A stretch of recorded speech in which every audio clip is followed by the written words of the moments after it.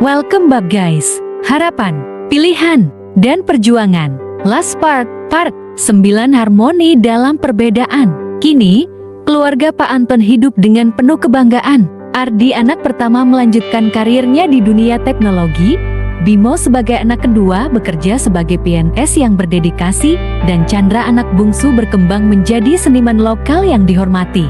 Pak Anton dan Bumar belajar bahwa cinta dan kebanggaan kepada anak-anak tidak harus datang dari pencapaian yang seragam.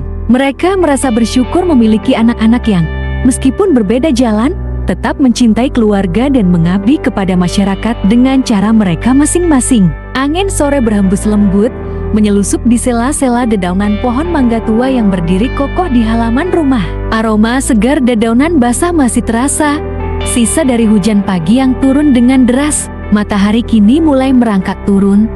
Sinarnya yang hangat menerpa lembut wajah 3 bersaudara yang sedang duduk di bawah pohon itu.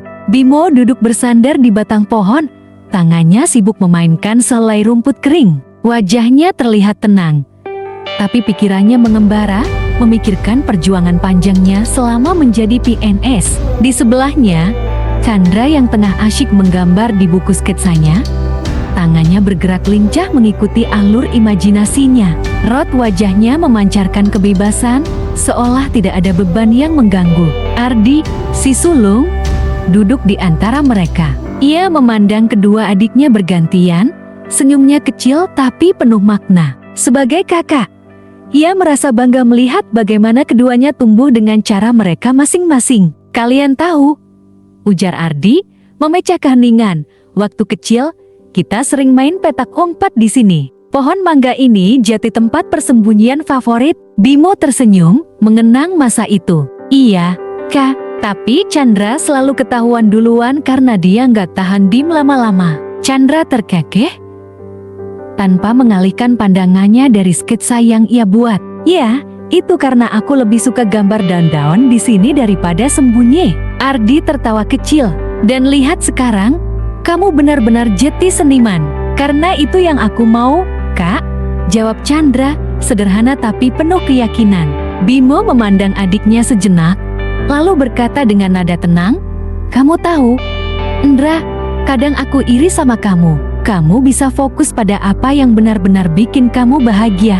Chandra menghentikan goresan pensilnya sejenak, lalu menatap kakaknya. "Tiap orang punya jalannya sendiri, Kak. Kamu juga, kan? Kamu selalu cerita betapa bangganya nanti kalau bisa jadi PNS. Itu artinya kamu juga punya kebahagiaanmu sendiri." Angin sore kembali berhembus, menggoyangkan daun-daun mangga di atas mereka. Sinar matahari semakin rendah, menciptakan bayangan panjang yang membentang di halaman. "Tapi," lanjut Chandra sambil tersenyum, "meskipun kita beda jalan, yang penting kita tetap saling dukung."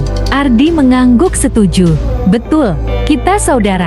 Mau jadi seniman, PNS, atau apapun, yang penting kita tetap keluarga."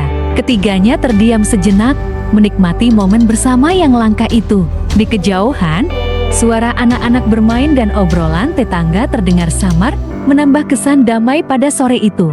Saat matahari hampir sepenuhnya tenggelam, Ardi berdiri dan menepuk pundak kedua adiknya. "Ayo, masuk. Ibu pasti udah nunggu kita buat makan malam." Bimo dan Chandra berdiri, meninggalkan pohon mangga tua yang telah menjadi saksi kehangatan sore itu.